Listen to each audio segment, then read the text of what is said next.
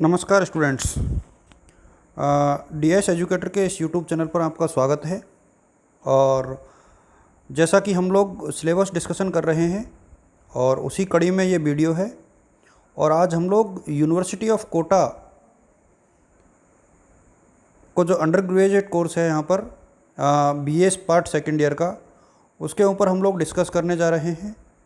और इसमें मैं आपको बता दूं कि हम लोग सेकंड पेपर का डिस्कशन पहले ही कर चुके हैं और फर्स्ट पेपर का हम बाद में कर रहे हैं। तो बीए पार्ट सेकंड का जो फर्स्ट पेपर है उसका नाम है माइक्रो इकोनॉमिक्स यानी बीएसटी अर्थशास्त्र। तो ये आप लोग थोड़ा सा ध्यान रखें कि ये बीएसटी अर्थशास्त्र है और इसको हम लोग पढ़ेंगे इस ईयर में। इसमें आप देख रहे हो कि सेक्शन जो है हमारे 3 हैं, सेक्शन ए, बी और सी। और पहला सेक्शन है वो 10 अंकों का है, 10 मार्क्स इसके लिए ऑलरेडी डिसाइडेड हैं, जहां 10 क्वेश्चन आएंगे एक एक नंबर के और वो आपको सारे अटेम्प्ट करने हैं। सेक्शन बी में भी आपको 10 क्वेश्चन मिलेंगे, ईच यूनिट से 2 क्वेश्चन होंगे, उनमें से कोई भी एक क्वेश्चन आपको अटेम्प्ट करना है और 7 मार्क्स का एक क्वेश्चन है और इंटू 5 आप करोगे तो 35 मार्क्स उसका वेटेज है। और इसमें आप थोड़ा सा आगे बढ़ोगे तो सेक्शन सी है, जहाँ पर आपको 4 क्वेश्चन मिलेंगे, नंबर ऑफ़ क्वेश्चन है 4 हैं और इनमें से आपको एनी 2 अटैम्प्ट करने हैं। तो ये तो बहुत सिंपल सी चीज़ है जो आपको पहले भी बताई जा चुकी है और इस साल आपने फर्स्ट ईयर में पेपर भी दिए थे। मैं यहाँ पर आपको अब सिलेबस के बारे में बता दूँ। जो ये सिलेबस है वो बहुत लेंदी नहीं है, लेकिन फिर भी जो माइक्रो इकोनॉमिक्स की जो जितने भी इम्पोर्टेंट कॉन्सेप्ट हैं वो इसमें कवर हैं। तो ये सिलेबस आपके लिए यूज़फुल इसलिए है क्योंकि इस सिलेबस के अंतर्गत माइक्रो इकोनॉमिक्स के जितने भी मेजर कॉन्सेप्ट हैं उनको शामिल कर लिया गया है।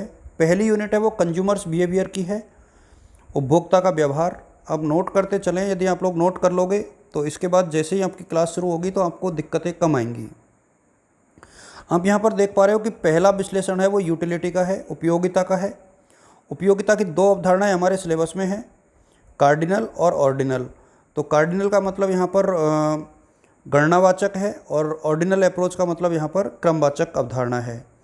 तो उपयोगिता विश्लेषण, गणनावाचक और क्रमवाचक दृष्टिकोण। फिर इंडिफरेंस कर्व यानी उदासीनता वक्र है। कंज्यूमर इक्विलिब्रियम यानी उपभोक्ता का संतुलन है। इसके बाद प्राइस इफेक्ट हम पढ़ेंगे, कीमत प्रभाव, जिसके अंतर्गत इनकम इफेक्ट और सब्स्टिट्यूशन इफेक्ट दोनों आते हैं, यानी कीमत प्रभाव, आय प्रभाव और उसके बाद प्रतिस्थापन प्रभाव। और इनको अलग करने के लिए हम हिक्स और स्लट्सकी की जो अप्रोच है उन्हें हम पढ़ेंगे। और मैं आपको बता दूं कि बीएमओयू के हमारे कोटा यूनिवर्सिटी के assistant professor doctor K R. Chaudhary हैं, उन्होंने बहुत अच्छा वीडियो इसके ऊपर बनाया है। तो मैं आपको सजेस्ट करूंगा कि उसे एक बार ज़रूर देखें, आपको शेयर भी मैं कर दूंगा। बहुत अच्छा वीडियो है सर का और ये सजेस्टेड है आपके लिए। बुक तो जो है वो है ही। और इनके माध्यम से हम लोग तीनों प्रकार की जो वस्तुएं हैं, नॉर्मल, इन्फीरियर और गिफिन गुड्स हैं, उनके बारे में पढ़ेंगे। डिमांड कर्व हम लोग पढ़ेंगे, मांग वक्र दोनों तरीके का, साधारण मांग वक्र और क्षतिपूरक मांग वक्र, कॉम्पेंसेटेड डिमांड कर्व। इसके अतिरिक्त एंजल कर्व हम लोग पढ़ेंगे, इलास्टिसिटी ऑफ डिमांड हम लोग पढ़ेंगे और इलास्टिसिटी ऑफ डिमांड यानी मांग की लोच। और मांग की लोच के अंतर्गत तीनों प्रकार की लोच हम लोग पढ़ेंगे यहाँ पर, प्राइस, इनकम एंड क्रॉस। तो ये ध्यान रहे। और इसके बाद कंज्यूमर सरप्लस है, उपभोक्ता की बचत। तो ये हमारी पहली यूनिट है। वैसे देखा जाए तो बहुत बड़ी यूनिट है ये।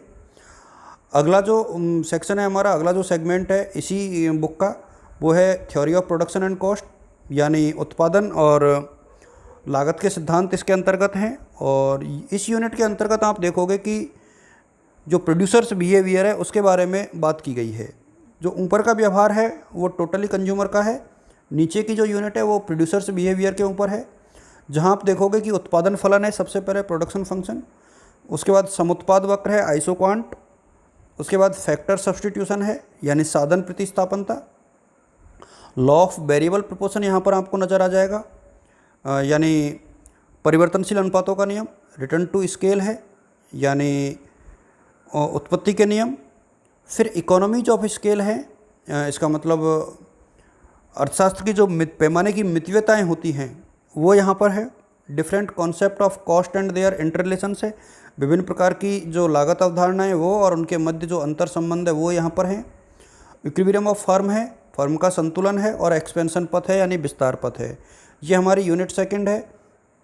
इसके बाद आप देखोगे यूनिट थर्ड, ये बाजार संरचना से संबंधित है, जहाँ पर क्रेता और विक्रेता व्यवहार करते हैं, और ये यूनिट बेहद इंपॉर्टेंट है। आप देख पाओगे यहाँ पर कि मार्केट के फॉर्म है वो कौन कौन से हैं। तो हमारे सिलेबस में यहाँ पर दिया हुआ है परफेक्ट और इम्परफेक्ट मार्केट, यानी पूर्ण और अपूर्ण बाजार। Equilibrium of the firm under perfect competition, यानी पूर्ण प्रतियोगिता के अंतर्गत फर्म का संतुलन कैसे होगा, साम्य कैसे होगा। Then monopoly and price discrimination, यानी एकाधिकार और उसके अंतर्गत जो कीमत विभेद है वो क्या होता है। मेजरमेंट ऑफ मोनोपोली पावर है, यहाँ पर हम पढ़ेंगे कि कैसे जो एकाधिकारी की शक्ति है उसे मापा जा सकता है। देन मोनोपोलिस्टिक कंपटीशन है और ओलिगोपोली है।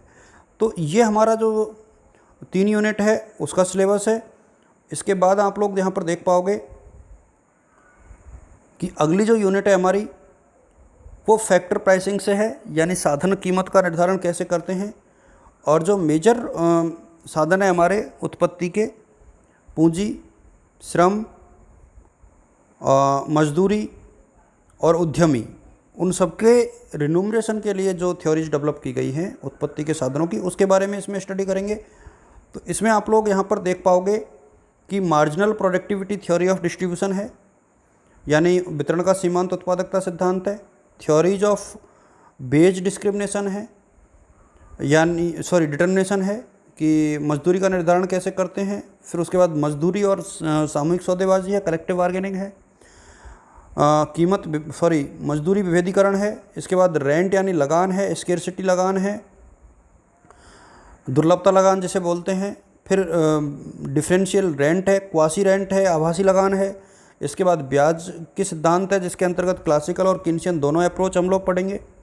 इसके बाद थ्योरीज ऑफ यहाँ पर प्रॉफिट की थ्योरीज आ जाती है, और इसके अंतर्गत हम लोग नवप्रवर्तन, जोखिम और अनसर्टेनिटी की जो थ्योरीज हैं लाभ की, उनके बारे में हम पढ़ेंगे।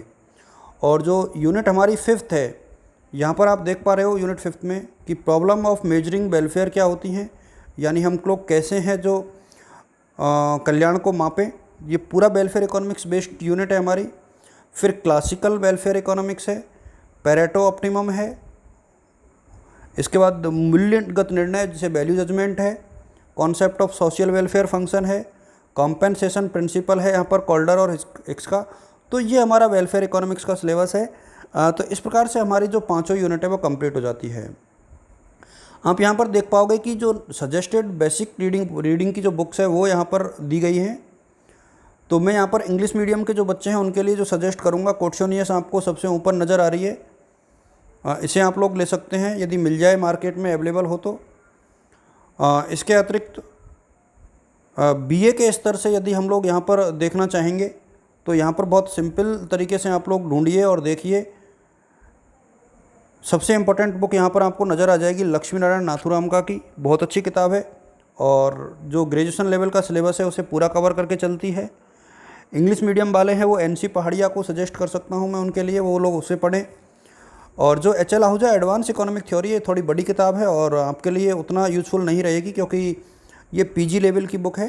तो अभी मैं आपको इसे सजेस्ट नहीं करूँगा। कुछ स्टूडेंट जो आगे चल के एमए करना चाहते हैं इकोनॉमिक्स से, वो इसे ले सकते हैं, बाकी आपको लेने की आवश्यकता नहीं है। तो ये एक प्रकार से आपके लिए सिलेबस का पूरा विश्लेषण हो गया।